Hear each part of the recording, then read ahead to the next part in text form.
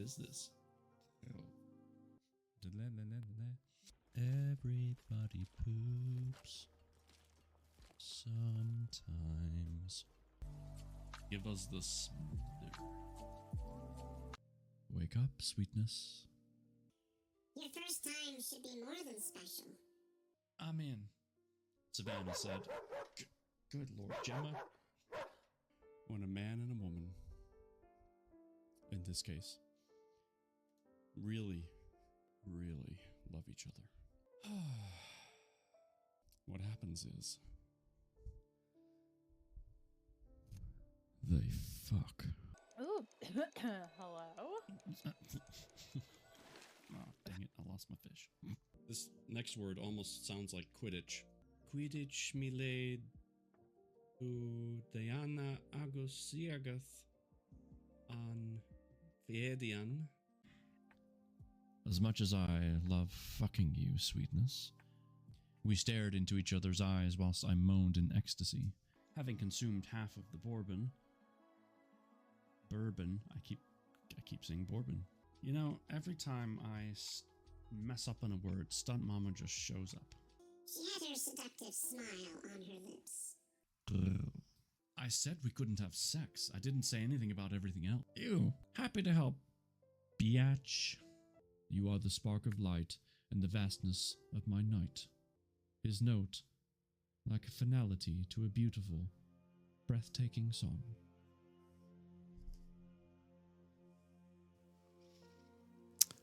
Good evening. Hi, everybody. It's good to see you on this Sunday. Sunday indeed. What?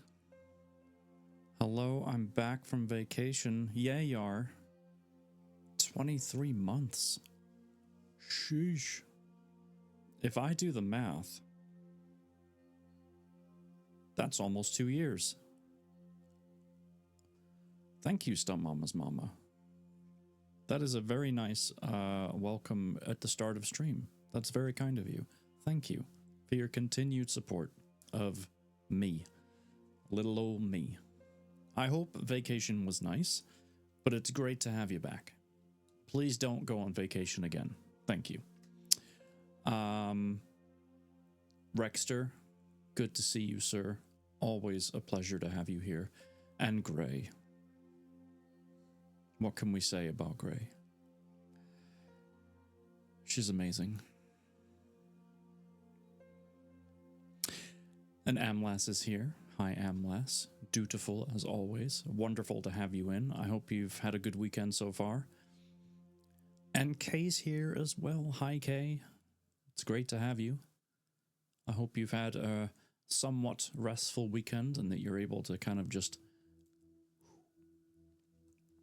you know, that thing. Sound effects included. Always good to be here. It's always good to have you here, Rexter. Seriously. Well, fine. I can't promise that I won't go on vacation again. Oh, be still, my heart. All right. Just give us enough heads up, I guess. Or take me with you. Just saying. There's options. That's funny. Well, I tried. Let's spin the wheel before I forget. All right, Stunt Mama's Mama, this is for you.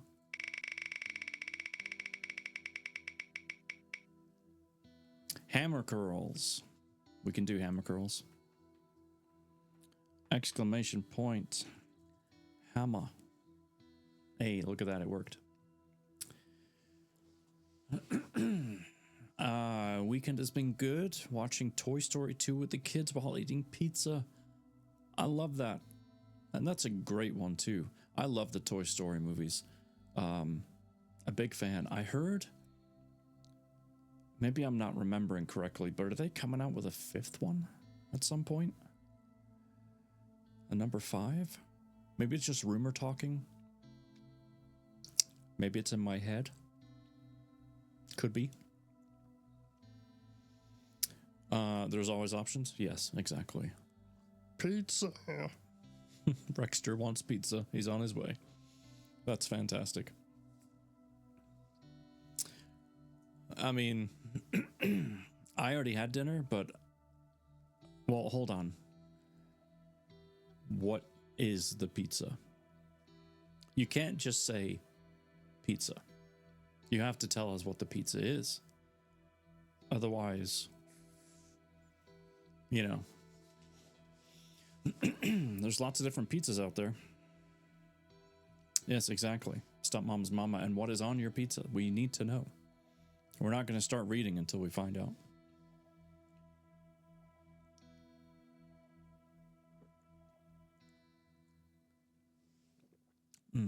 Delicious. Simple.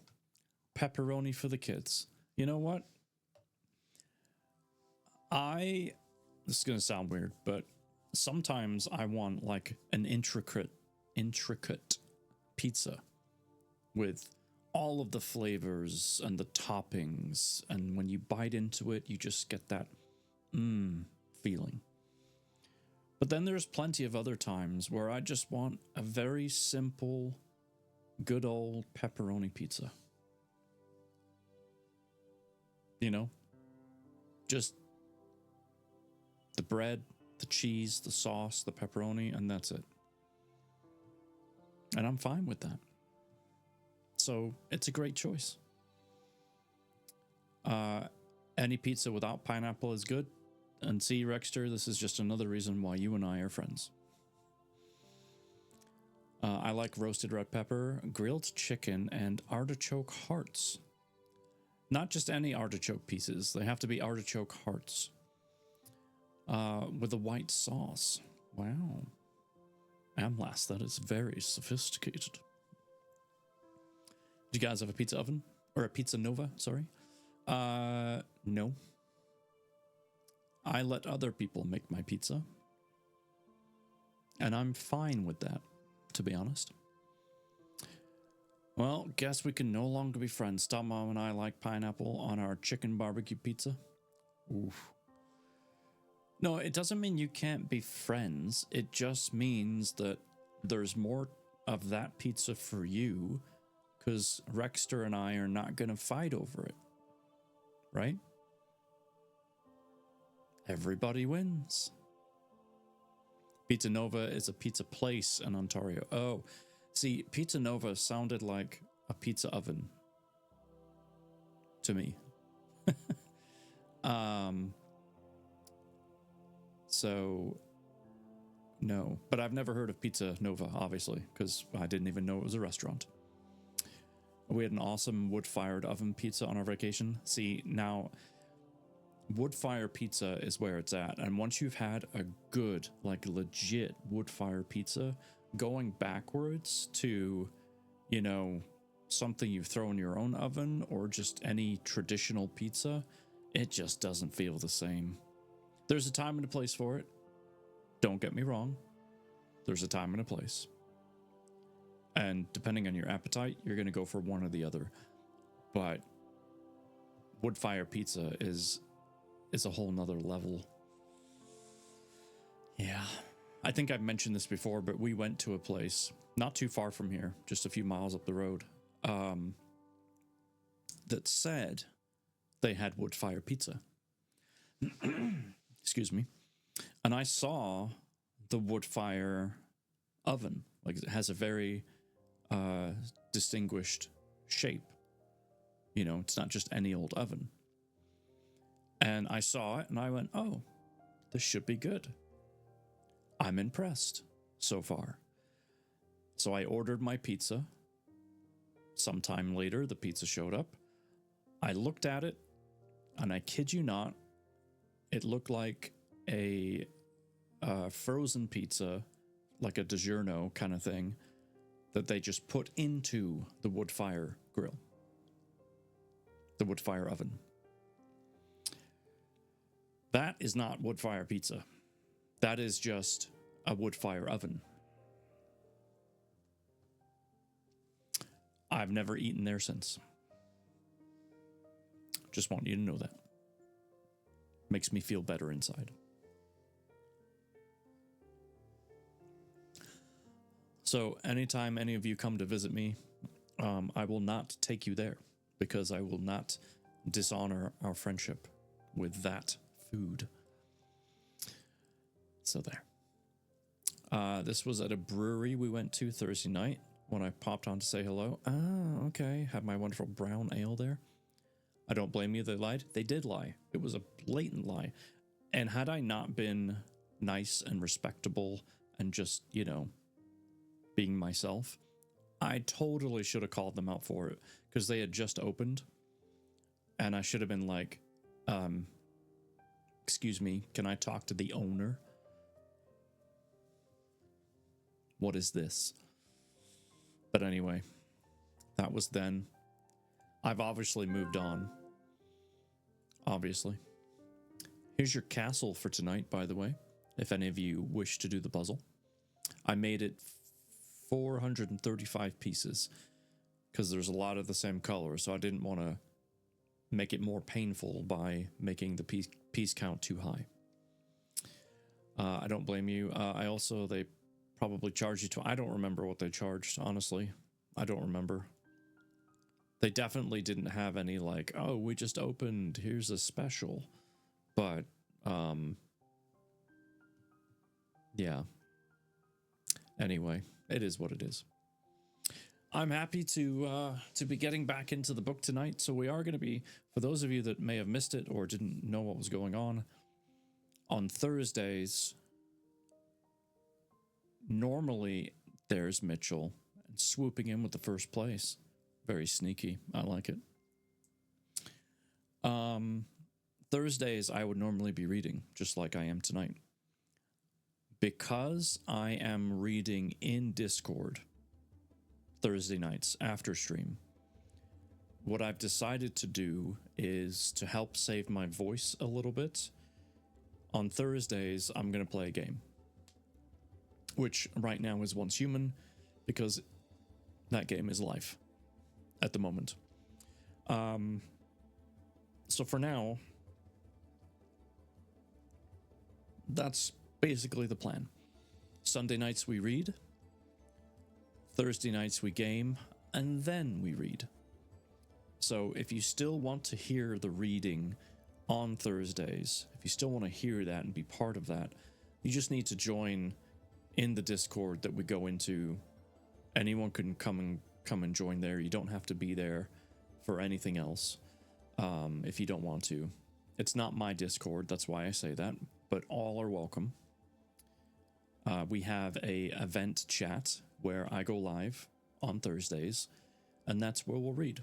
So we're right now in there, we're reading Iron Flame, which is book 2. The first book was Fourth Wing. This is the next book out of that. The third book has not yet been released, but it's going to release, I think, January, something like that. So anyway, that's my story. That's the plan. Just wanted to let you know. Any questions? Wait, what's Stump Mama's fault? That you had really good pizza? Your voice is important. Thank you, Amlas. I'm trying to make sure I don't strain it too much, especially since I'm still trying to do auditions when I can. Stuff like that. Oh, Rexter has raised his hands. He has a question. Yes, Rexter. You there in the back. Yes, what is your question?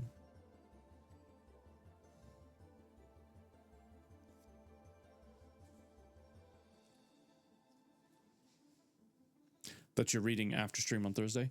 Well, I'm not allowed to read that book in stream, otherwise I would. How do you stay handsome like that?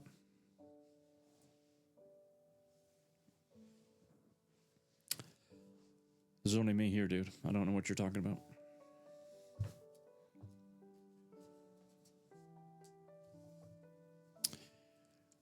It's also called filters and moisturizer and a haircut.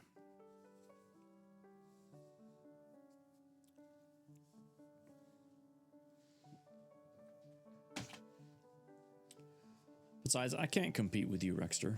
I'm stronger. I'm smarter. I'm better. I am better. Why does that stuff keep showing up behind? Oh, I see why. Okay. There we go. That's better. Mr. Marcher, how you doing, sir? It's good to see you. All right. Anzarias is here. He's going to relax with the puzzle. Feel free to join him. Click the link. Doing well, bud. Hope you're having a great night. So far, so good. Thank you. I managed to find a desk earlier that when we move into the new house will fit into the space that I'm going to turn into my streaming space / recording. Essentially the closet, which won't look like a closet when I'm done with it, but that's the room.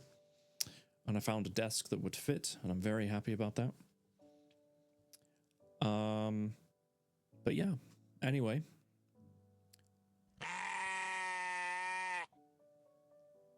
And there's Mel. Hi, Mel. I thought I fixed that. It's still not showing up.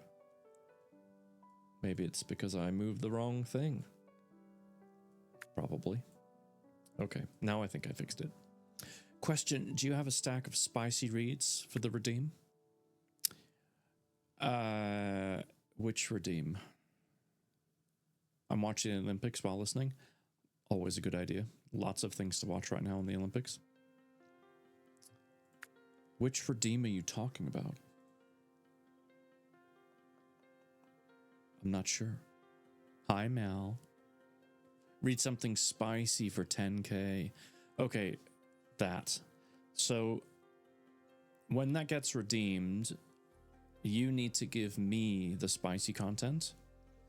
And then what I will do is I can either read it live or I will record it for you and then send it to you in Discord.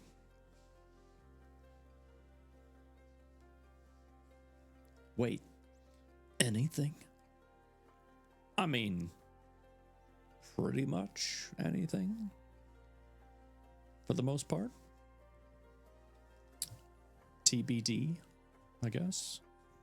Are you gonna like hunt for like the most insane like dinosaur stuff you can find? Because there's a lot of, I kid you not, there are books out there about dinosaurs and stuff. 50 Shades. So that, for example, whatever you send me to read, I wouldn't be able to read that on stream because that would be copyrighted. So I would record that and then send you the recording. And then you can listen to it over and over again.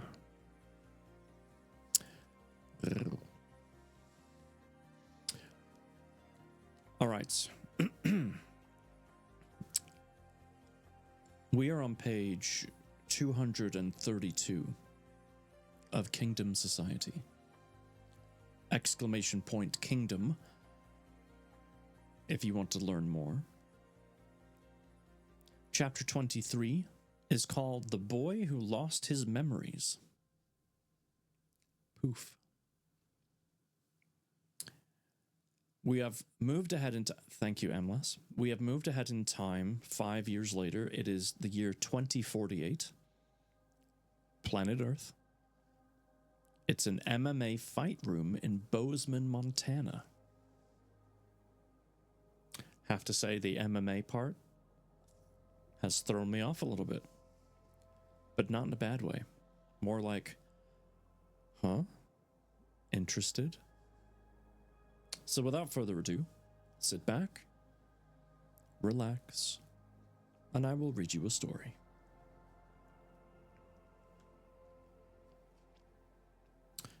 Eliav threw a powerful fist forward into the punching dummy. He had struck 3 more times and wiped the sweat from his forehead. Dad doesn't mess around when he teaches. All right, everyone, listen up. Steve Brown, the martial arts instructor, barked out. When I served in the 1st Recon Battalion in the United States Marine Corps, they taught us the importance of having a good punch, but also knowing how to block one.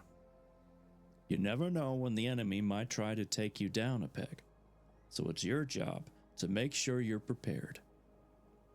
Can I get an hoorah? Eliath shouted proudly, "Hoorah!" He had been the only one to respond. Well done, Adam, Stephen said, eyeing his son with pride. You make your father very proud. He slammed a fist into his open palm. For the rest of you maggots, I want to hear you sound off like you've got a pair. The class responded with a weak, "Yes, sir," and Stephen nodded his approval. Now for the next exercise. You're going to learn how to execute a blood choke. This is a very handy maneuver for cutting off the oxygen supply to someone and making them pass out. He held up a hand and pointed to the bone at the bottom corner of his palm. You use the hard edge of your hand and press it against their curated artery. Hold for approximately 10 seconds and then release. Since you're only practicing, I want you to remove your chokehold at 3 seconds, or until your partner taps on your biceps. Everyone understand? The classroom responded loudly and began shuffling around to the mats. Eliath moved toward the frontmost part of the formation and stood next to his partner, Alex. A taller girl with long hair stood next to him. She smiled at him and Eliath blushed. Refocusing on his task, he stood behind his partner and followed his father's instructions. He put his right arm around the boy's neck and clasped his palms together. Then he pushed the bony part of his right palm against Alex's neck and squeezed. His partner tapped out within 3 seconds, red-faced and gasping for air. Good Lord, Adam. You didn't need to squeeze that hard. I thought I was going to pass out. I think that's the idea. Eliath stepped back quickly and put his hands up. Oh, sorry, man. I didn't mean to hurt you. He crossed his arms, his bulky biceps protruding out. He cursed himself silently. Why does this always happen to me? I don't mean to hurt people. I don't even know how I'm this strong. The girl next to him came over and held out her hand. I'm Kayla. I saw what you did there. That was impressive for... Well, how old are you? Eliath looked at her, heart fluttering. He'd never gotten this close to her before. She had one green eye and one blue. And her smile had him... I can read. And her smile made him want to get down on one knee. Here I go again.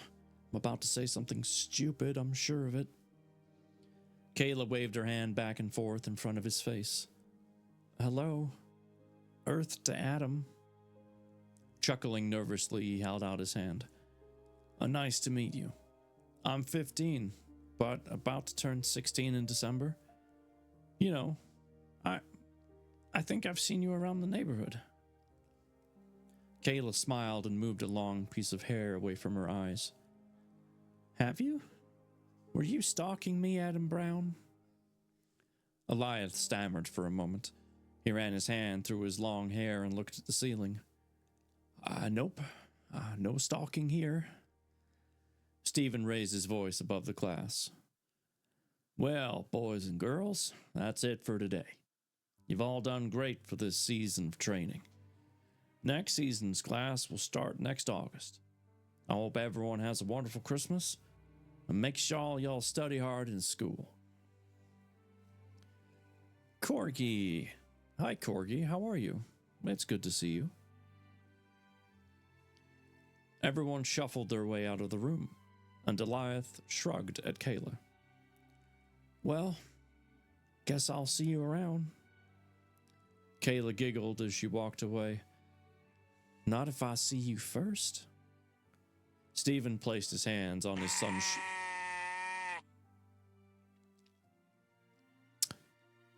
Thank you, Mel. Always a pleasure. Stephen placed his hand on his son's shoulder and squeezed. She's a nice girl. Perhaps that's your future wife. Goliath choked on his tongue and waved his hands back and forth. What are you talking about, Dad? I barely even know her. I mean, she's beautiful and all, but it's not like I love her or anything like that. Plus, I'm too focused on... Stephen laughed and ruffled Goliath's hair. I'm joking, sport. Now, you and I better head home. Your mom is making her special chicken curry tonight. We have some special news to share with you. Curry. Killa. Hi, Killa. How are you? It's good to see you. Goliath threw a victorious fist in the air. Awesome. I'll meet you at home. Exiting the martial arts building, he stepped into the chilly winter air. He took a deep breath, and his lungs tightened. The feeling of winter was like none other. Something about it was special to him. As he got into his 2020 Dodge pickup truck, he let out a deep breath and revved the engine. He made his way down the main road and stared at the Christmas lights draped along the houses in the neighborhood. This is magical, he said, smiling. He pulled into the driveway and turned off his vehicle, then made his way to the mailbox and looked inside. Still empty. A small mail truck approached, and Goliath turned to greet his carrier. A taller man with white hair and glasses hopped out and brought a box up to him.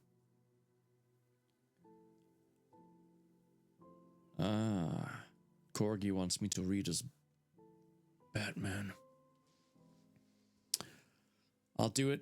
I'm not going to do it for the character voices, because that would get weird, but for everything else, absolutely. Merry Christmas, Adam. How's school going for you? Oh, hey, Greg. Goliath took the box from the man and his arms buckled. Dang, this is heavy. School's going well. I'm the top of my class in history and science. And you and your family doing anything special? Greg smiled. Just checking in on you and your family. I've got a couple of projects around a farm, and I got to do those as well. He winked before jumping back into his mail truck. Gosh darn it. Gray. He winked before jumping back into his mail truck. You be good, lad. Elias' brain tingled, and he tilted his head. Lad? Everything okay, Greg? You sound a little different. Sweat dribbled down Greg's forehead. Of course. Why'd you ask? Elias smiled and shook his head. I don't know. It's nothing. You have a Merry Christmas. He walked up the driveway and into his home. He kicked off his boots and left them by the mat before running upstairs and looking at the large box.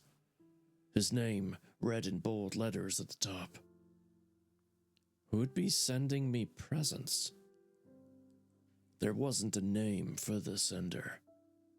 Only a large, smiley face. He ripped open the box. His heart pounded as goosebumps rose on his arms. Reaching inside, he pulled out the foam stuffing and pulled out a letter and a small black box. He opened the paper and read it. Dear Adam, I know you've always wanted this new watch. I know life has been a little rough at times, but you've kept your kind heart and always treated people with respect. I hope you enjoy this little gift and know I'm thinking of you. Santa. Eliath tossed the letter to his bud with a chuckle. Santa, my butt. He grabbed a small black box and looked inside. A small, glistening silver and black watch with a square touchscreen sat neatly in between two plastic clasps. Without thinking twice, he put on the watch and held it up to his eyes. He couldn't believe it.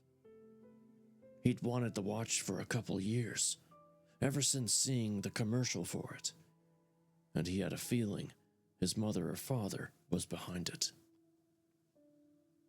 I'm Batman. Adam, supper's almost ready. He rushed downstairs. The fumes of curry and rice wafted into his nose, and he rushed into the kitchen and gave his mother a hug. Thank you so much for the gift, Mom. Kelly kissed his forehead and smiled. Hello, honey. And what gift exactly are you talking about? Your birthday and Christmas presents are both under the tree. He held up his new watch with questioning eyes. You didn't get me this? Kelly nearly dropped the pan of water on the stove. Who got you that? Neither your father nor I could afford that. You must have a secret admirer out there. Eliath sighed. By the way, Greg was acting strange today. I think he's getting too old. He should retire. Kelly laughed. You overthink things, darling. Let's set the table and get ready for supper. Your father should be arriving any minute. Eliath nodded and kissed his mom on the cheek. He grabbed 3 sets of plates, cups, and silverware and took them to the table. As he finished getting everything perfect, the door opened and Stephen Brown walked inside, snow falling off his coat and an excited smile on his face. Hey, babe, I'm home. He walked up to Eliath and kissed him on the head. Hey, sport, nice job setting the table. Eliath watched his parents kiss. Warmness flowed through his body. Seeing how much they loved each other was something he wanted for himself when he had a family. However, when Stephen and Kelly looked back at him, something strange occurred. The same sharp, tingling feeling from before struck his brain, and he found himself staring at a bulky man with long red hair and a tall woman with locks of blonde hair. We love you, Eliath. A slight ringing echoed in his ears, and he shook his head. Why did I hear that name? What is going on? You okay, buddy? Stephen asked. Eliath shook his head. His father stood looking down at him with concerned eyes. Yeah, I'm fine, sorry. Kelly walked out to the table and set down bowls full of rice and steamy chicken curry. Let's eat, boys. Eliath sat down at the table and held hands with his parents. Thank you, God, for this food. Thank you for my family and the blessing we've received this year. Amen.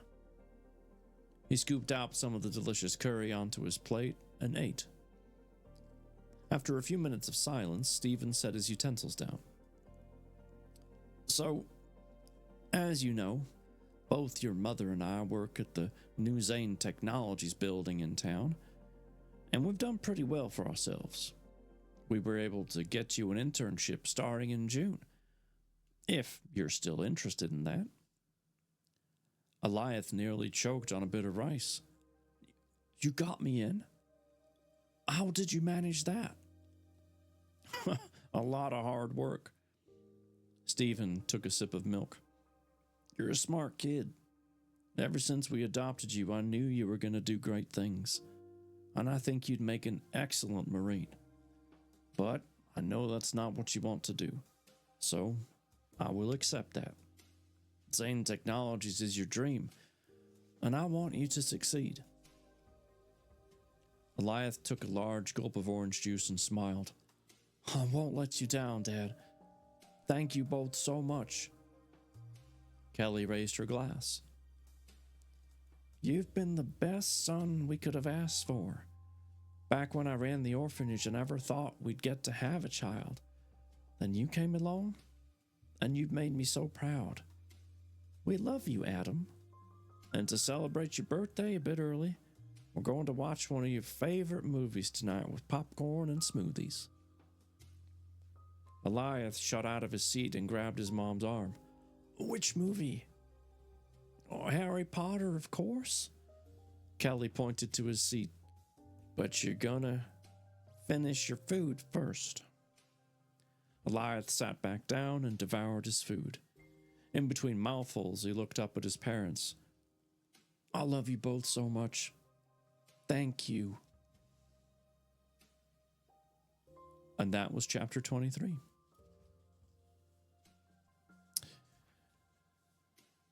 So,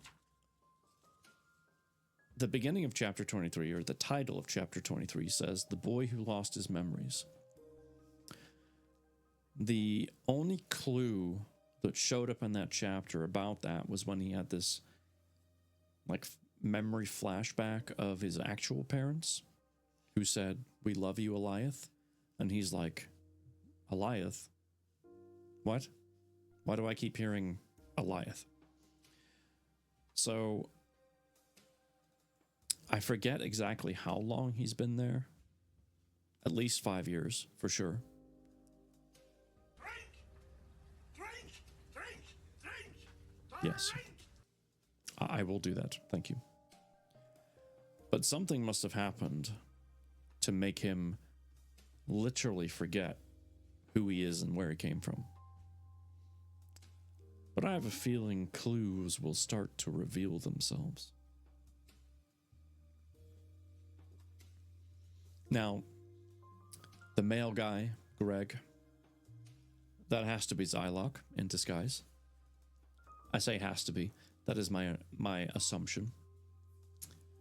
And he was probably the one that gave him this watch. Whether or not it's the time-traveling watch that Zylock needs is anyone's guess.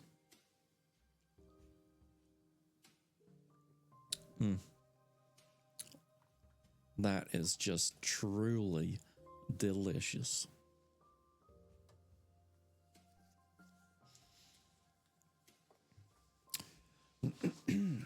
All right. Let's see. 22 minutes until the next ad. We're good there. Chapter 24 is called Carmen the Medical Aid.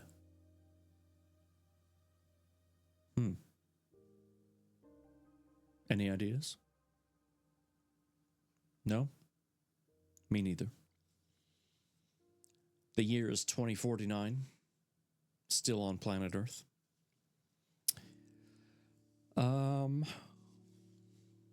Gary G. Simmons Medical Hospital, Clearwater, Virginia. That's where Syndrel is, Adam's sister. That's where she got dropped off. So let's see what's going on with her, shall we?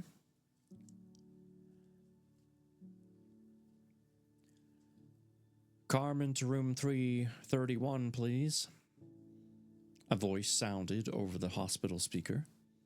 Syndrel rushed through the hallway, moving people aside and keeping everything on her rolling cart table. She was attempting to keep herself sane. It was the busiest day she'd experienced since working at the hospital. She rushed up to the counter in the ER and held out her hand. Hey, Celia, I need the charts for room 331, please. Girl, you need to get yourself a life. I swear you're here every day. You need a hobby or a boyfriend. Syndrel laughed and put a loose piece of hair behind her ear. I don't have time for a boyfriend. I do have hobbies, though. Like what? Celia laughed. Going to the movies, going to the park, hanging out with you, things like that. Celia stood and handed her the charts. When you get off today and you're going out to town with me, you need to take a break from work and to enjoy life. Sindril chuckled and walked toward the elevator. All right, fine. You convince me. What would I do without you? You'd be lost, girl. That's where you'd be. See you tonight. Once arriving at her destination, Sindril walked up to Dr. Nuani and handed him a clipboard. Here are the charts for the patient. Do you need anything else? No, thank you, Carmen. Please continue your rounds. She nodded and left the room. Before arriving at the elevator, she sighed and as the intercom went off again. Carmen, to room 400, please. She rushed to the counter on the 4th floor and grabbed the clipboard, then made her way to her destination. As she entered the room, a taller doctor with dirty blonde hair and a warm smile greeted her. Hello, Carmen. Thank you for coming so quickly.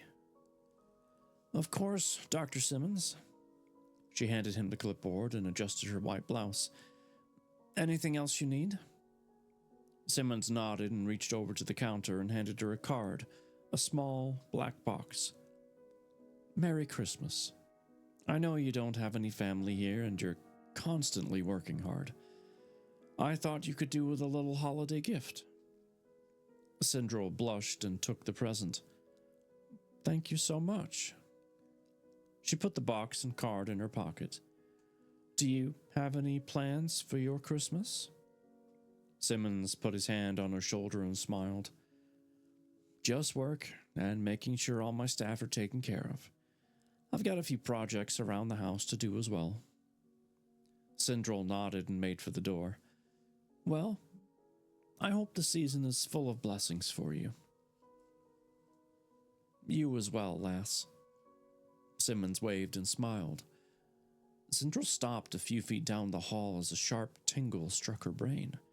Her eyes became hazy for a moment, and she shook her head. She walked back to the room and peered in, but Dr. Simmons wasn't there.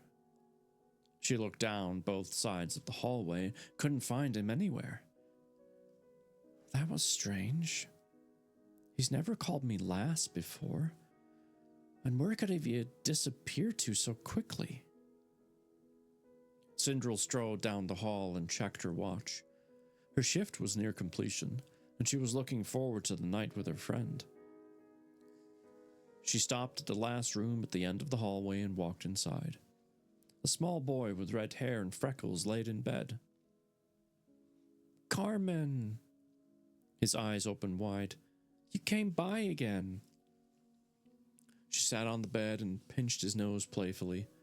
Of course. I couldn't leave for the day without seeing my favorite patient. An animated show played on the television. And Sindril smiled. It made her wonder what it would have been like if she'd had a younger brother, or any siblings at all. She stroked the boy's hair. Have your parents stopped by today? He shook his head. Not yet.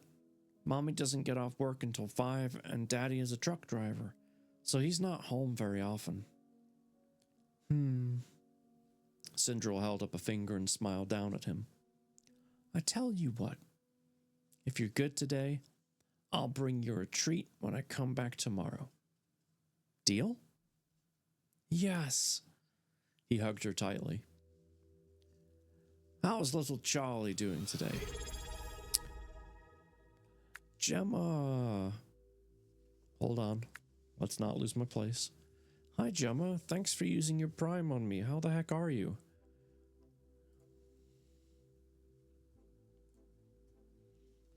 Because you've subscribed, we get to spin the wheel.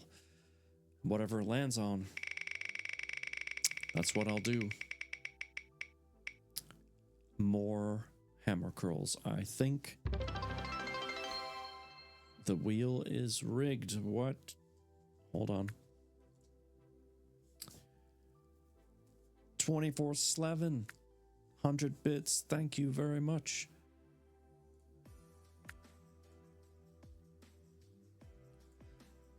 I appreciate you. Thank you for the 100 bits. That's very kind. And as a first-time chatter as well. You've been hanging out in the background, I assume. Gemma, how are you?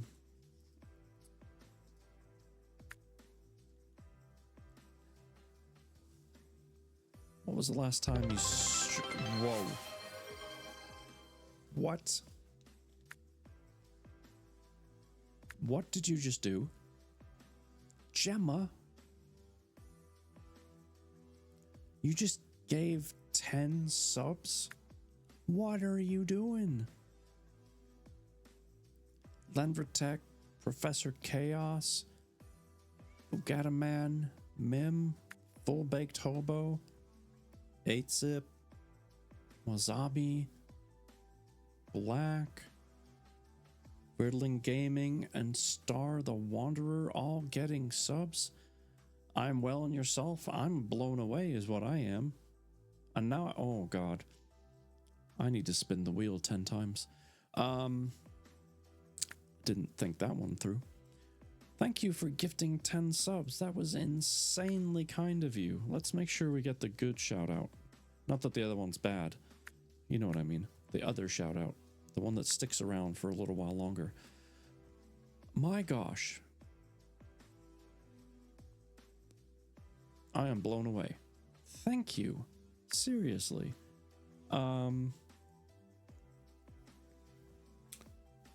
Okay, I'm going to spin this 10 times and we'll add to the count. Keep in mind, some of it may land on chat picks, which means you, Gemma, will pick for me. So here we go.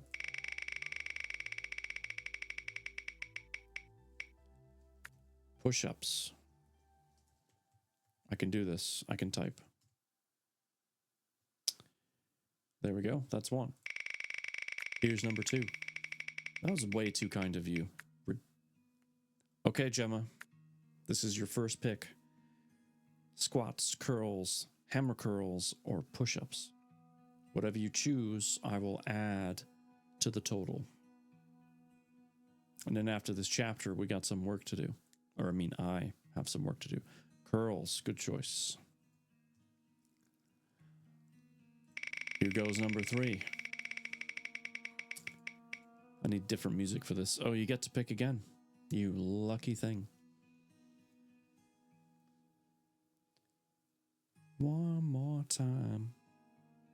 I should have some like more upbeat music for this. The gentle, calming music doesn't really fit the vibe of the spinning wheel. Squats. Good choice. Always got to make sure that booty's in good shape. Spin number 4. Curls again. Here comes spin number 5. I have to say it out loud or I will mess myself up. Push-ups. Number 6. Ooh, I get to pick. Wait, why did the push-ups not add?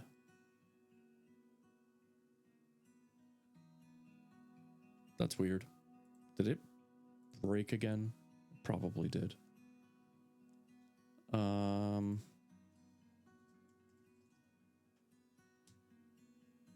Okay.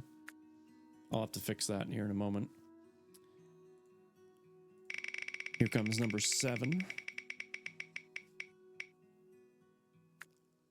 Ooh, what is that? Oh, that's right on the just on the push-ups line. Man, I'm gonna get a lot of push-ups in. Here comes number 8.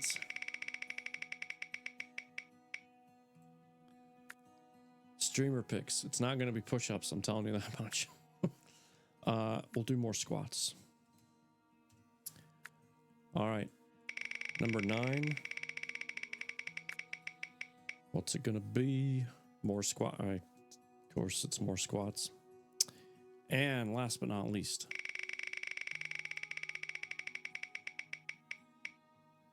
more squats. It's rigged. It is severely rigged. Gemma, that was insanely kind of you. I didn't deserve that at all.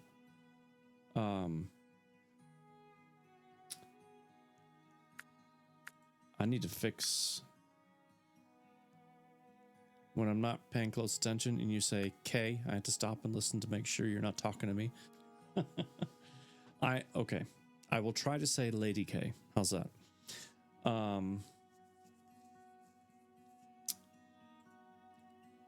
Why is this borked again, you know? I wonder if it's the box that's just not big enough. It's usually, yep, it was the box. There we go. I had a feeling that was the problem, and I fixed it. All right, so I have 25 squats, 10 curls, 10 hammer curls, and 20 push-ups. I don't know what else to say. That was super kind of you. Seriously. Ooh. I dropped my bookmark. And I didn't lose my place. So that's, you know, double win. Gemma, my heart. You are way too kind. Please go and follow Gemma. Thank you.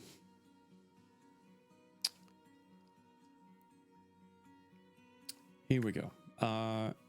Dr. Nawani. Oh, scene. Thank you. See, you got me all messed up. In a good way, though.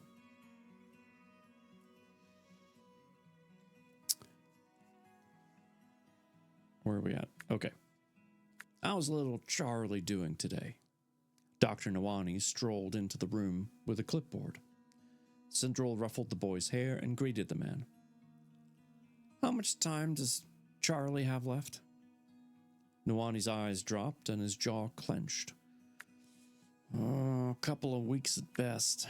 With a respiratory disease this severe, and with how young he is, it's a miracle he's lasted this long.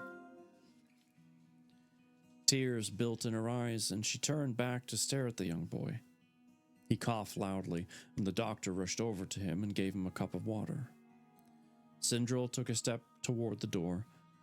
Then the same splitting pain in her head came. I can read. She found herself looking at a taller boy with long red hair and glowing jade energy around him. I love you, Sindril. She shook her head and blinked, and everything became normal once more. What the heck is going on? Who's Sindril? She made toward the elevator and clocked out for the day. There's a break in the story. Time is moving on.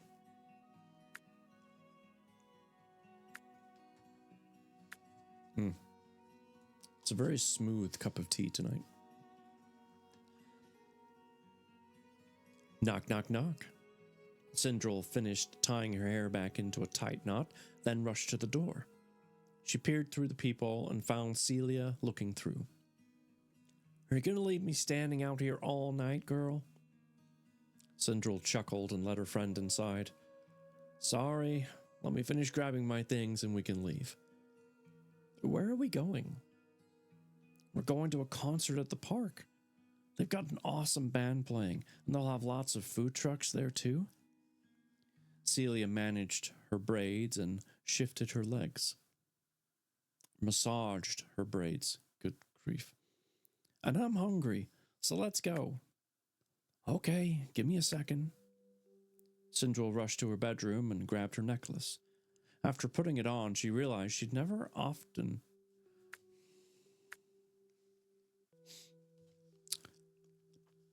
I also know how to read.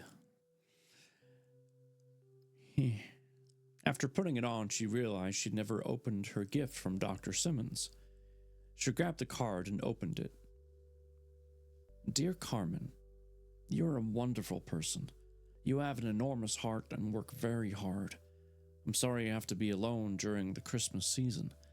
I hope this gift can bring you some happiness. Dr. Simmons. Alien, what's up, man? Good to see you.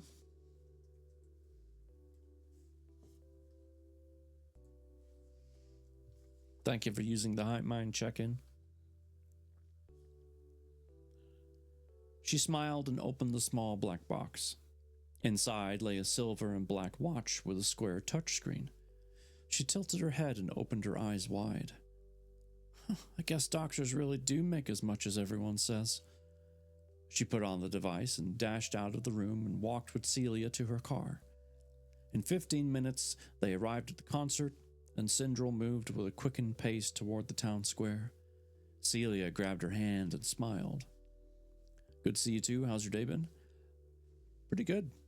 It's been a good weekend. It's going to be a busy week ahead at work, but I'm enjoying the time I have now. I hope you've had a good weekend.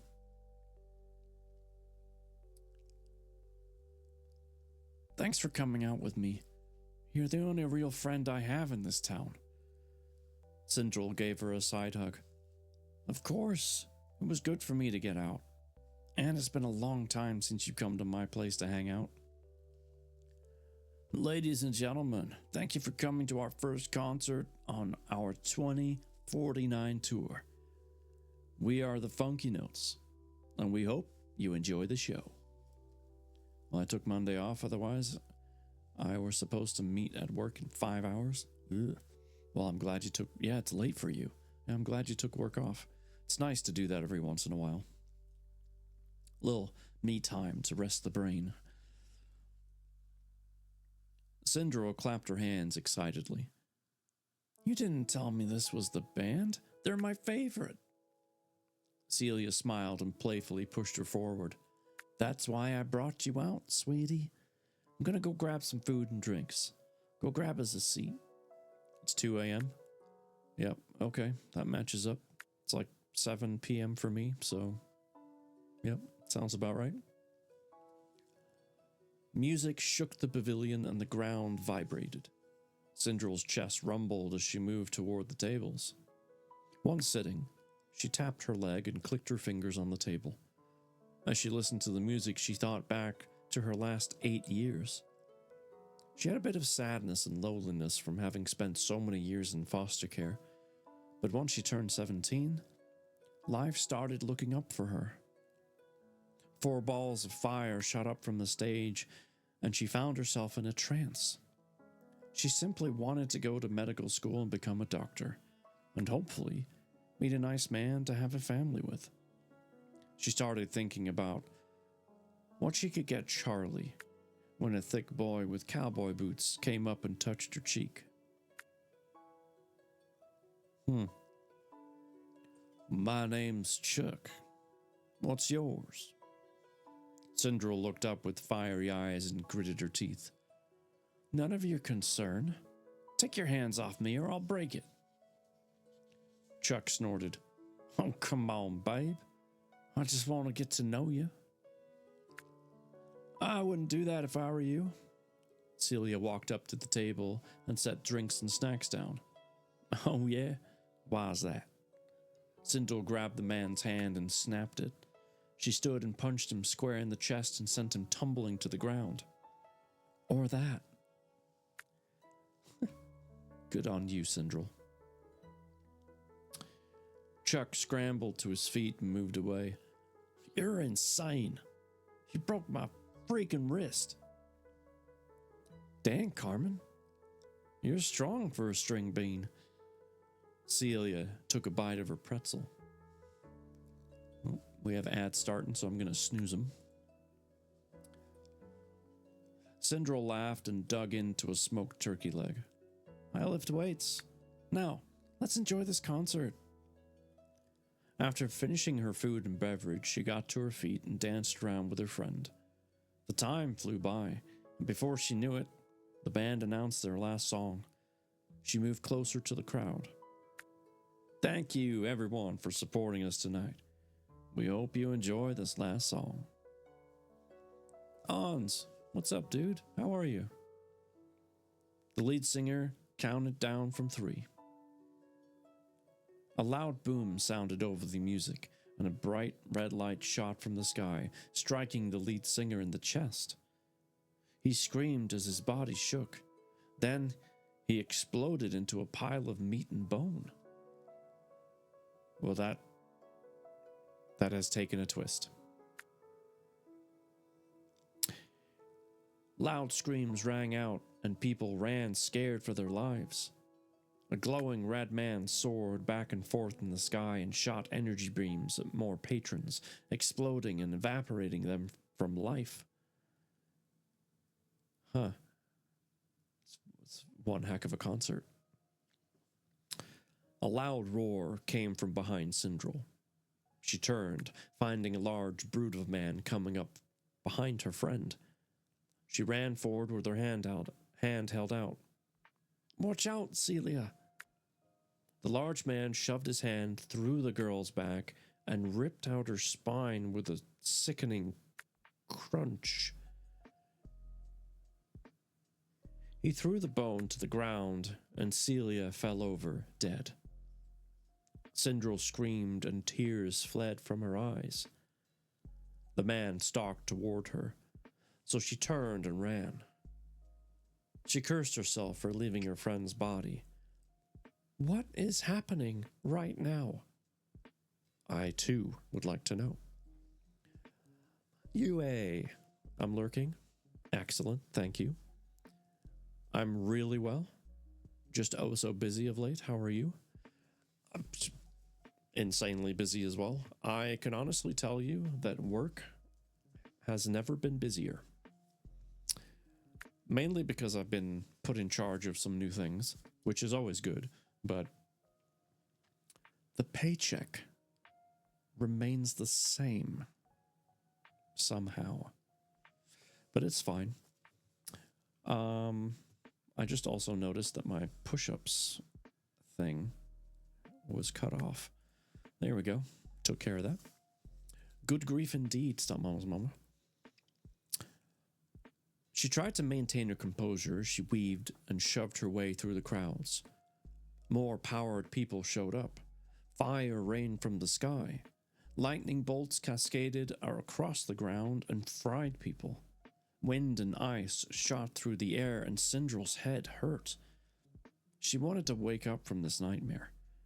Loud clanking and shouting came from just ahead before a bright white light shone and everyone stopped moving. This is United States Black Ops. Power Cell, stop killing immediately or you will be eliminated. Huh. Power Cell, as in the name of something. Syndrel peered ahead to the best of her ability and was able to catch a sight of a man in a military uniform, standing next to a short man with blonde hair and a taller man with black hair and spectacles. She found him the most interesting, as he wore a pair of weird-looking gauntlets on his forearms. It's probably Psylocke. The military man walked toward the frightened people and motioned them all forward. I'm Admiral Dan. Please go to the tents a few blocks down the road and get medical treatment immediately. They already had tents set up? Syndrel rushed forward. The man with black hair and glasses smiled at her pleasantly, and her brain tingled. Something about him was familiar to her, but she couldn't figure it out. She turned one last time to see the military firing energy blasts at the powered terrorists, but it was the last thing she remembered. Her legs became weak, and her vision slowly faded until she passed out. Huh. A short while later, she opened her eyes. She sat in a bed inside a medical tent. Countless people were there, some with IV drips and some with bandages. She sat up and put her head in her hands. Oh, Celia, I'm so sorry. I'll make sure your family knows. Syndrel decided she would make her life mission to heal people. She wanted to make sure her friend didn't die in vain. She thought about that for a few more minutes before laying her head down and falling asleep. And that's the end of chapter 24.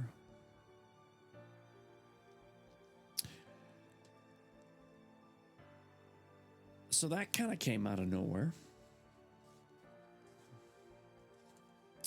I mean, I assumed something was going to happen eventually, right?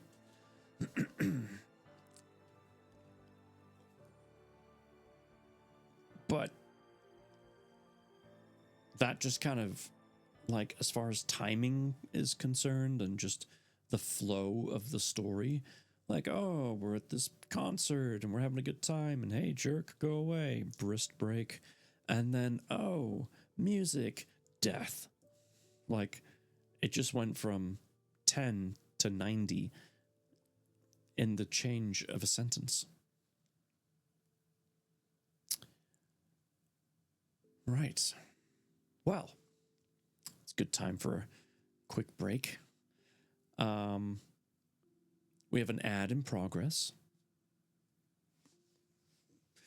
And that's a good time for me to do some exercises. So we have squats, we have push-ups, we have hammer curls, we have regular curls. So I'm going to do those now. I'm going to do the push-ups first. You got ads this time. Okay.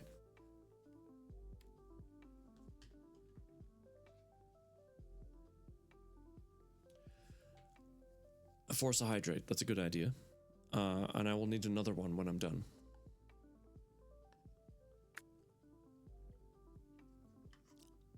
It's always good to wet the whistle. Okay.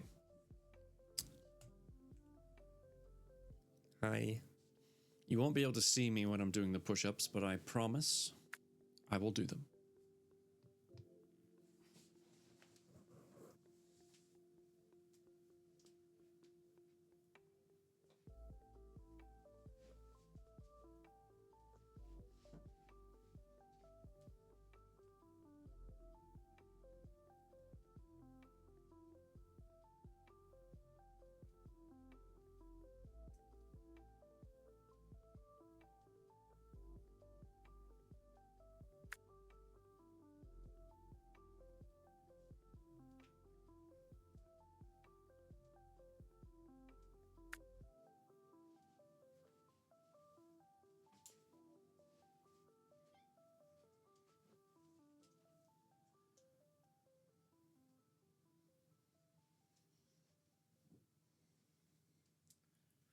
Okay, so that was the 20 push-ups. Let's see. I guess we'll do some squats.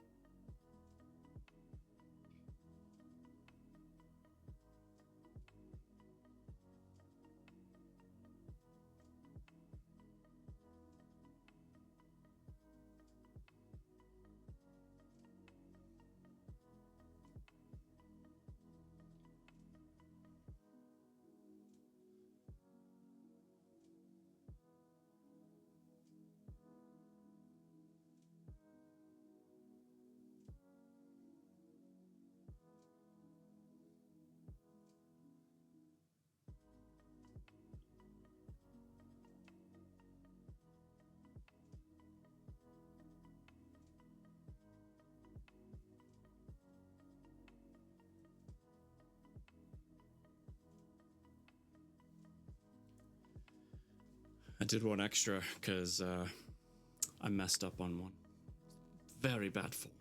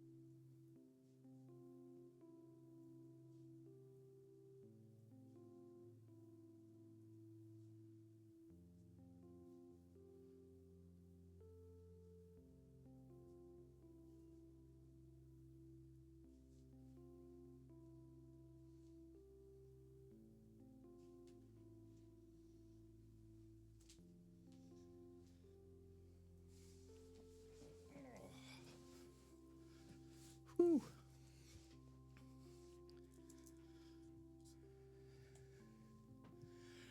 We did it. Go team. How many of you joined me, huh? Or did you just sit there and watch?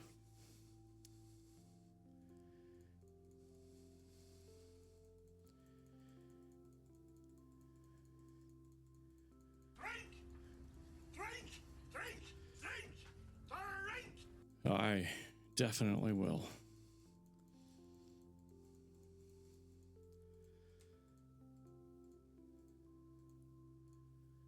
Whew. No comment. Stump mamas. Just watched. Well, I feel a lot stronger now. Thankfully, I had pain meds in my system.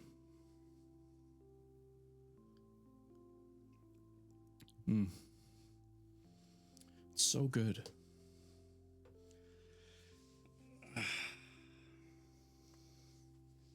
That's right. That was a freebie. You've always been a badass. Stop it. But that's why I do squats, to make sure that I have a good ass. That was a joke. All right.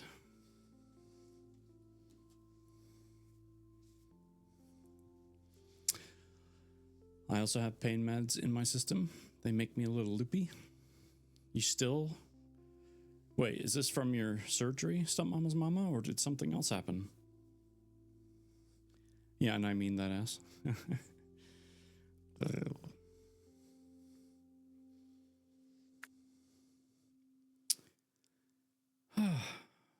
All right.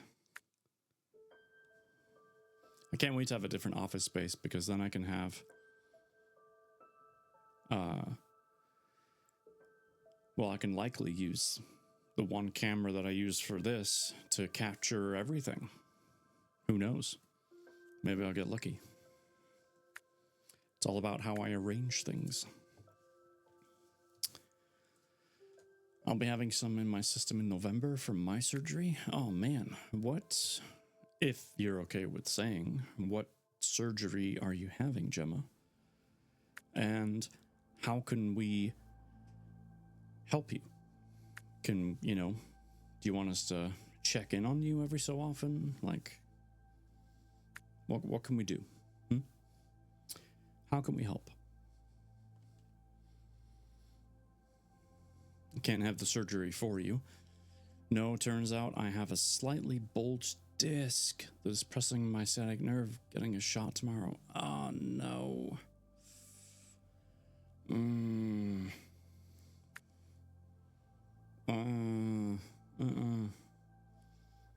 Oh, stepmom's mama, that sucks. I am so sorry. I've never had a bulged disc, but I know what that pain kind of feels like, which is why I have a massage scheduled on Thursday to help. Oh, I am feeling for you. I really am. God, I hope that helps. Those shots are temporary, I know, but I hope it helps. Having skin removal. What is this? Having skin removal and a check-in will be good. Absolutely. I hope that goes well. Got some time to prepare, of course. I'm assuming skin removal is a good thing. Like, I don't want to assume anything, but yeah, 61 has been so much fun. The disc should resolve itself. Well, that's good, because I know some people, or I knew people, where the skin, or the bulge disc was just forever. Wasn't going to go away. Gosh. Well, I hope it resolves quickly for you. Ugh. I'm not sure which I'd rather have, that or kidney stones. I had gastric bypass about 6 years ago, and so it's time. Okay. Then your time is now. Well, soon. Your time is very soon. I hope it goes well, Gemma. And do me a favor. When it gets closer, remind us that it's going to happen. And we'll definitely check in on you. I'm going to start looking. No worries, alien. Get yourself to sleep. Get some good rest, okay? You may not be working tomorrow, but you still need to have a healthy sleep, okay? It's important.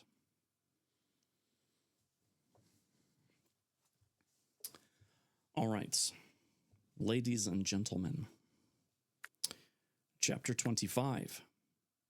The title of this chapter would have been well fitted, well suited for the last chapter, because it's called Explosive Turn of Events. You don't say. It's still year 2049. We're 2 days later. Zane Technologies headquarters in Stratton, Virginia. Now keep in mind, we are about to the halfway mark of this book. It's about a 500-page story, and we're on page 247. So things should be starting to take a turn. Laura Bell 404, thank you for the follow. Why are my alerts showing up behind the map? I do not understand. Obviously, we need to move the map way out of the way.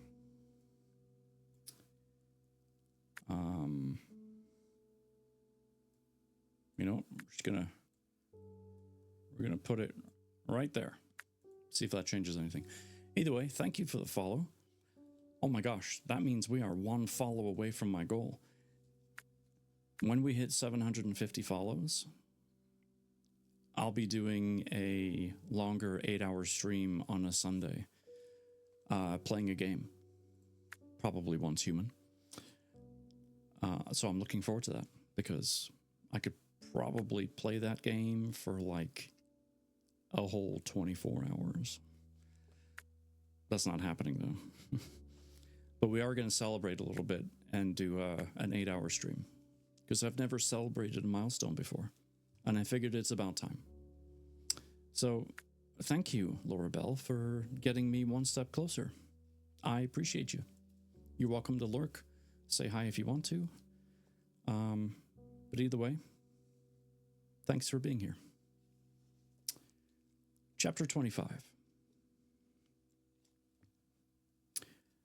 Ezra stood next to Admiral Dan as they interrogated the leader of the Power Cell terrorist group. He never expected the magic bullets would end up causing him so many problems. Dan marched up to the table and slammed his hand down in front of the prisoner. Jason, tell us where the rest of your group is hiding out at, and I may make it a point to get you a lighter sentence. Jason chuckled and sat back in his seat. Pound sand. These powers were given to us by God, and you can't take them away. I'm not going to let the government tell me what to do. Dan growled and slammed the man's head against the table. That doesn't seem like it's allowed. They weren't given to you by God. You got them from Zane Technologies. Then you decided to start hurting innocent people. You're in the Black Cell site right now. No one's going to find you. No one even knows you're here. So you better start talking, or I'll make you talk. Ezra clenched his fists but remained silent. He didn't agree with the Admiral's form of getting information, but he wasn't in position to change anything.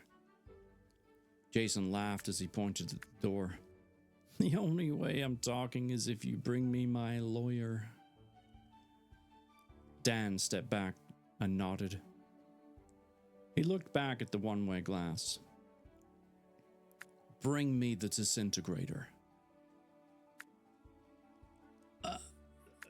Sir, Don't you think that's a bit much?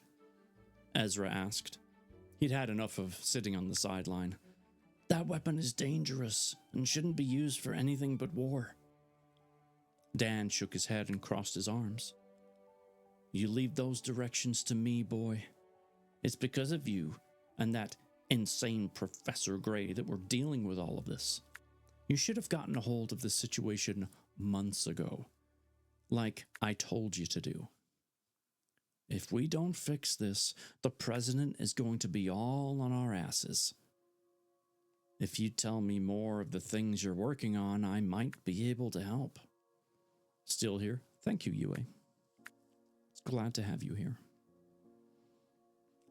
I can't do that, sir. Ezra dropped his gaze from the Admiral and twirled his fingers. Dan cursed under his breath. Suit yourself. The door flung open, and a Marine walked in with a long barrel gun with clear tubes on the side. Here you are, sir. Thank you, Corporal. You're dismissed. Dan took the weapon and charged it. Glowing pink energy moved up and down the barrel, and a loud, whining noise rang out. He aimed the weapon at Jason and smiled. Last chance to talk. The man said nothing. So Dan fired a thick blast of energy forward. It struck Jason's left hand. The skin smoked and burned before turning to ash. Jason went pale-faced and screamed. He held up his stump and shouted, You bastard! This isn't legal! Let me out of here! Tell me where the rest of your pathetic compatriots are, and I'll make it stop. Dan charged the weapon and fired another blast at the man's other hand. Ezra rushed over and shoved Dan against the wall, eyes blazing green. Stop this senseless violence. Otherwise, I'll have to use force against you. His voice came out an octave deeper. You took one of the pills too?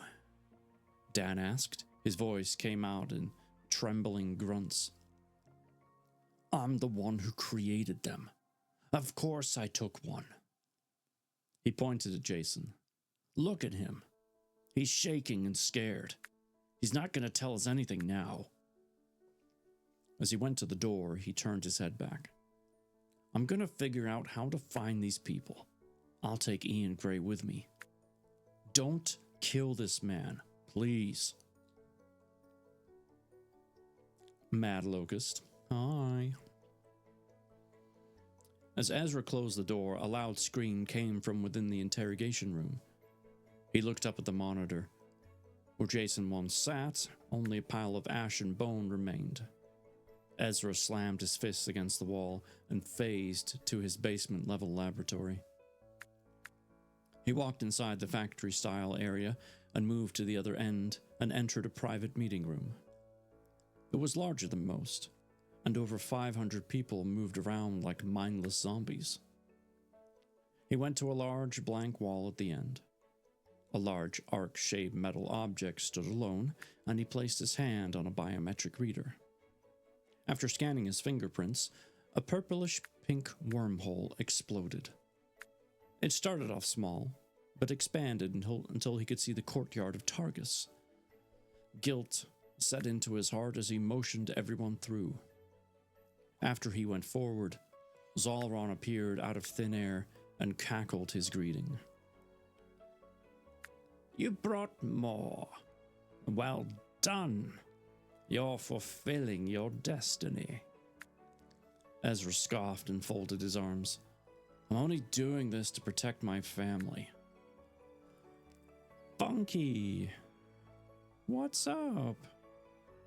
How you doing? It's good to see you. Speaking of your family, I notice you still haven't brought me Elias, Sindral, and Zylok. Zalron pointed toward the wormhole angrily. I haven't found them yet. I'm still working on it. Thanks to you, I have a bunch of innocent people getting hurt in the future. Ezra narrowed his eyes and stepped back toward the portal. Thanks to me? Zalron chuckled. I've been here the whole time. Don't blame me for your failures. He aimed his hands and shot forth a wave of purple energy, striking the portal. Ezra turned around and his eyes widened. Admiral Dan had his head halfway through. Ezra pushed the man back and called back to Zalron. I have the rest of your followers within the next 6 months. He stepped through and shut off the time travel machine. He looked at the military man with annoyance. Why did you come into my private room? This level is restricted to everyone but me. You weren't supposed to see that.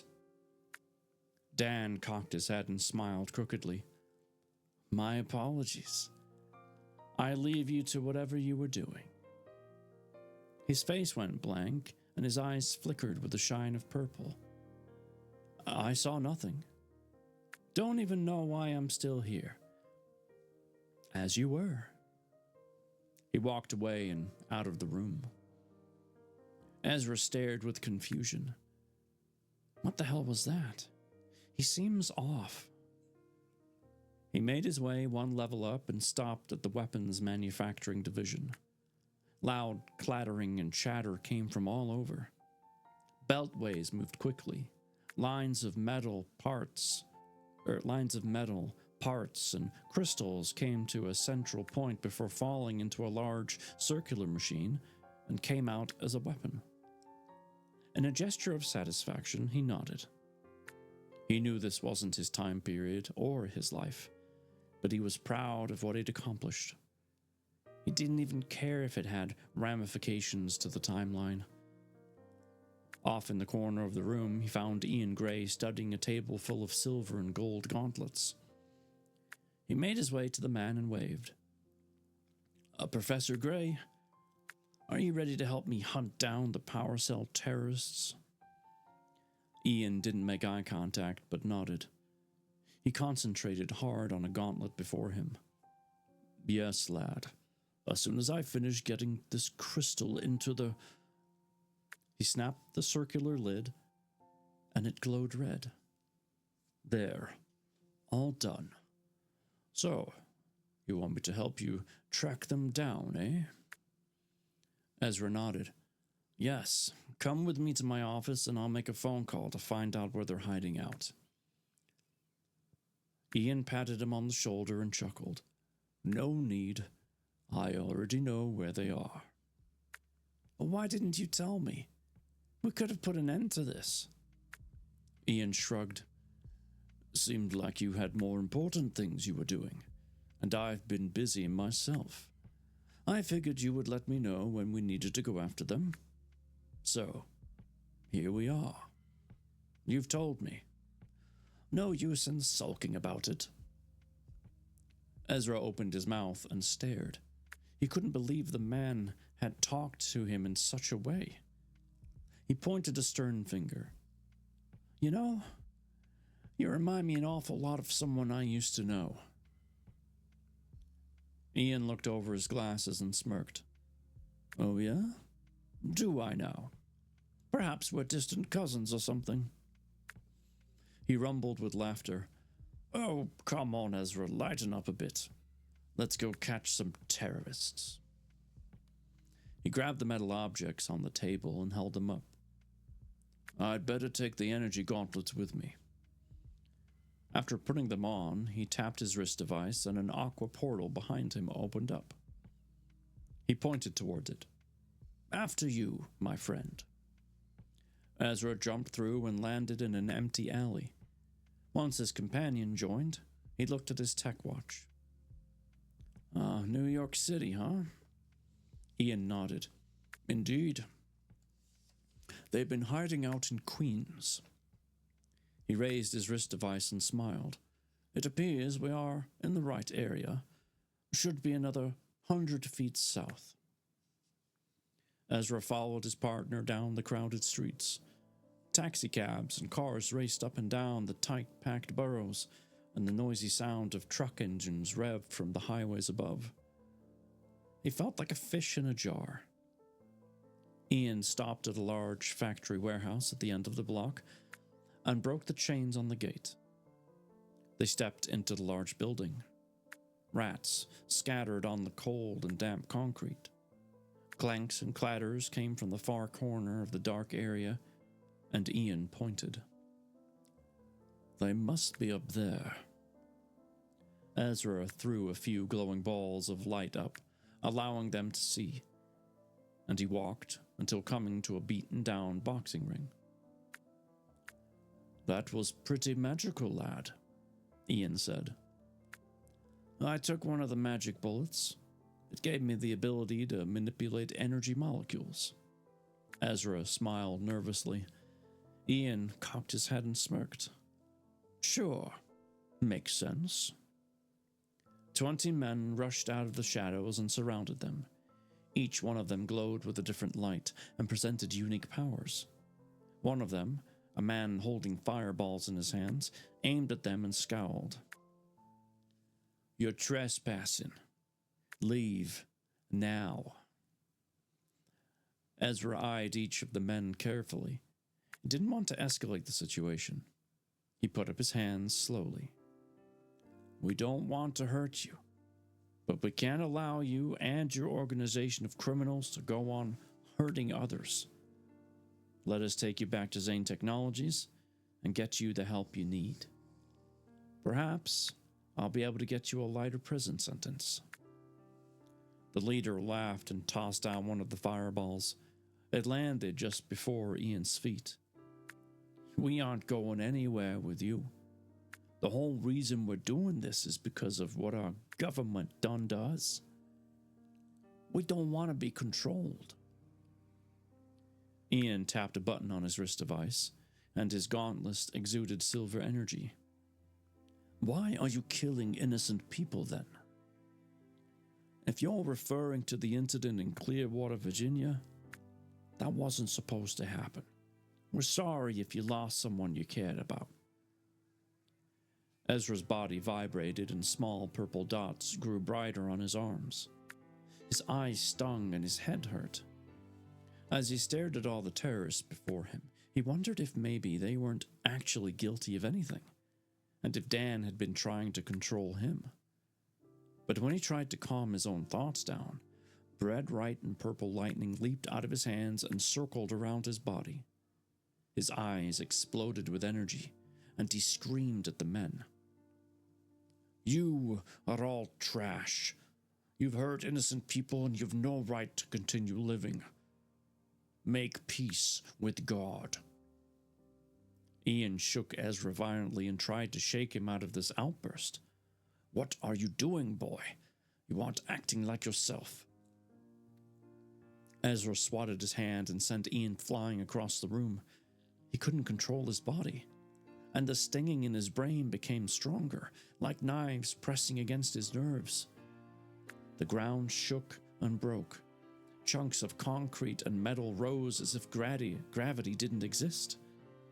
The lightning circled around him quicker, then shot outward in multiple cascading lines. They struck each of the 20 men with a sizzling pop. The members of Power Cell screamed and cried before each of them shattered into tiny particles of light. The energy around Ezra stopped, and his eyes went back to normal. He dropped to his knees and looked at the havoc he'd caused. The dots on his arms had yet to fade, so he grabbed at one of them. Sharp pain came as his skin punctured, and he pulled out a small fragment of a crystal no larger than a grain of rice. He held it in his trembling hand. What have I done? Why did I do it? What the hell is this crystal shard doing in my body? Before he could understand, the small object disappeared from sight. Ian placed a hand on his shoulder. What happened? Are you okay? Ezra slowly stood and tried to look him in the eye, but failed. I don't know what happened. Let's go back to Zane Technologies. I'm gonna have our top doctor look at me. Ian nodded. Very well. Come on then. He opened a portal for them and helped Ezra through. Ezra squeezed the man's shoulder. Thank you. Please don't tell anyone about this. Ian drew a finger across his lips and winked. Silence is the word. I thought mum was the word. Ezra walked away and did his best to forget about what he'd done. Small break in the story. Zylok waited until Ezra had disappeared from sight before letting out a deep sigh. There's something going on here. I think it's time to figure out exactly what that is. He looked around to make sure no one could see him, then phased out of sight. He landed a few seconds later at his log cabin in Colorado. He waved at Corey before going inside. Reaching into his pocket, he took out a miniature portal device and shot a beam of energy against the far back wall.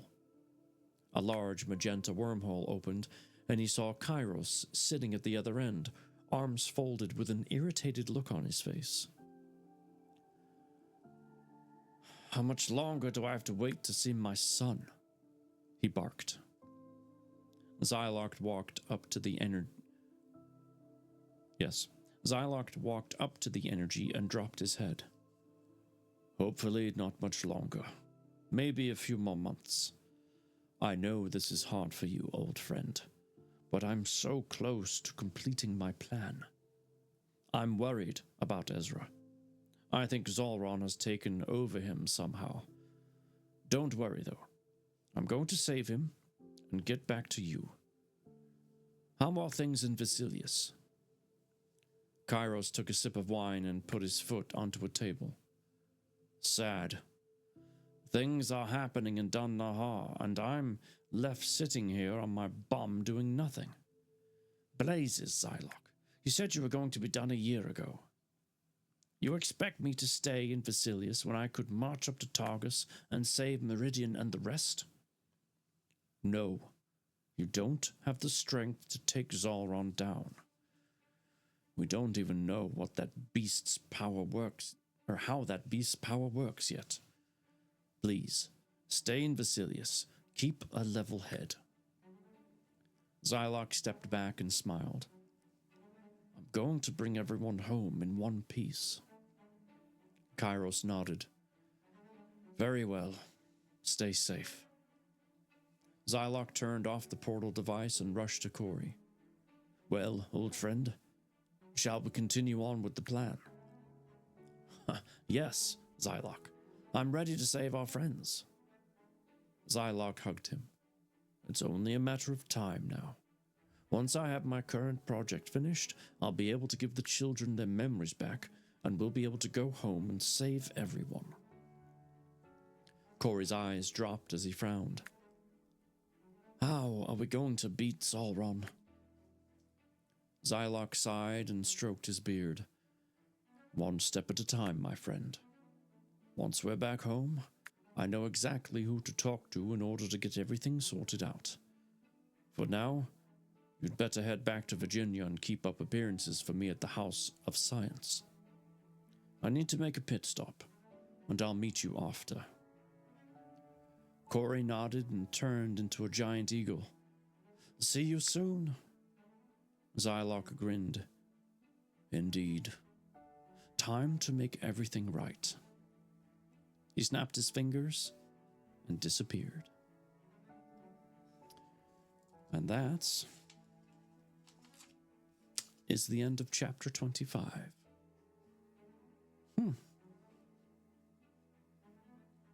Everything right indeed. It makes me wonder where in the story they are going to end up back home.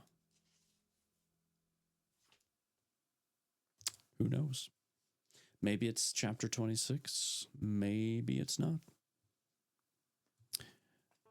But for next week, when we get back to the story, chapter 26 is called Internship Day.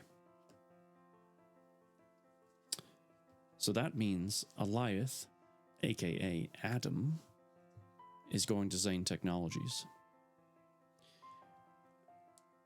Syndrel was part of that whole attack thing. I don't know if she's at Zane Technologies already, or if she's just gonna get involved somehow. I guess we'll find out. But it is exciting. Dry, you are exactly correct. Well, this is a good time for some tea and some chatting.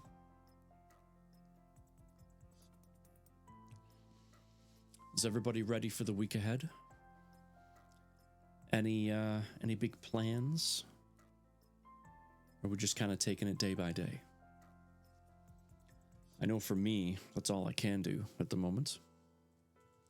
I mean, I've got stuff scheduled, don't get me wrong. But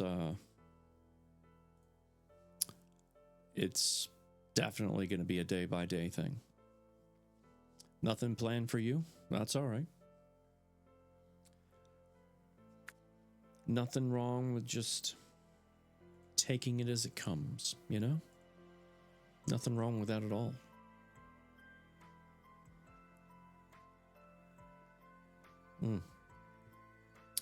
This is some good tea. All right. Puzzle is almost done. Nice work there. Just got that middle bit, maybe the last 20% or so, give or take. Reminds me of the song Step by Step. You have to sing it for us, Gemma. Can you do that?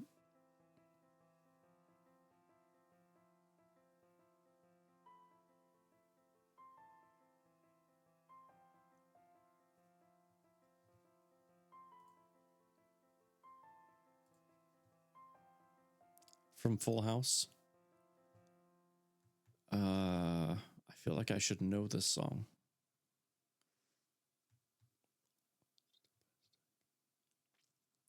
But my brain is mush. Work, eat, sleep, repeat till Bookfather comes back. Aw, Dry. That's very kind of you. I mean, feel free to do something until I come back, you know? By all means. But I will be back on Thursday. I'll be playing Once Human. And if between now and Sunday I get one more follower, which puts us at 750, Sunday will turn into an 8-hour stream.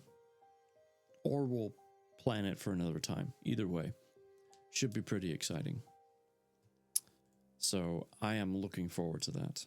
Definitely. I haven't quite figured out when I would start exactly.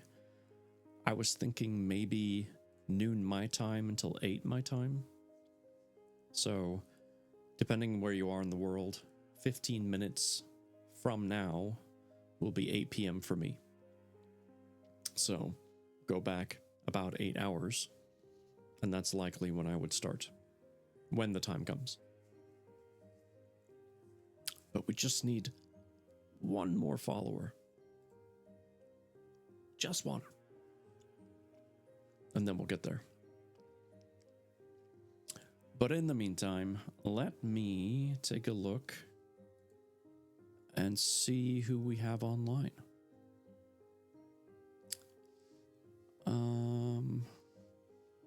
Gosh, there's a lot of people online. Let's take a look.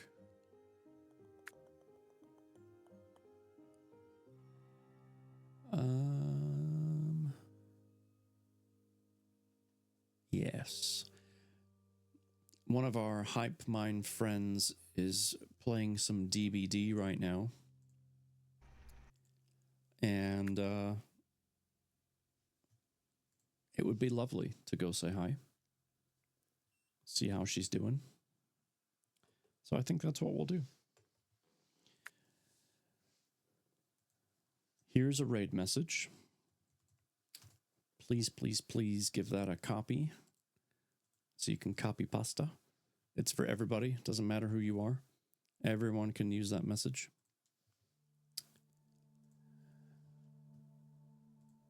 Nighty night to you, Stunt Mama's Mama. Thank you for being here. And thank you for all the resubs and gifted subs tonight. It's been such a blessing. And the bits, for that matter. Seriously. It warms my heart. Just seeing you here is, enough. I'm trying to type and talk at the same time. Doesn't usually work out for me. All right, the raid started. Thank you again. I really, really appreciate you. I can't wait to see you on Thursday when we do some pew-pew and some survival with Once Human. Until then, please, please, please take care of yourselves, take care of each other, and have a wonderful night.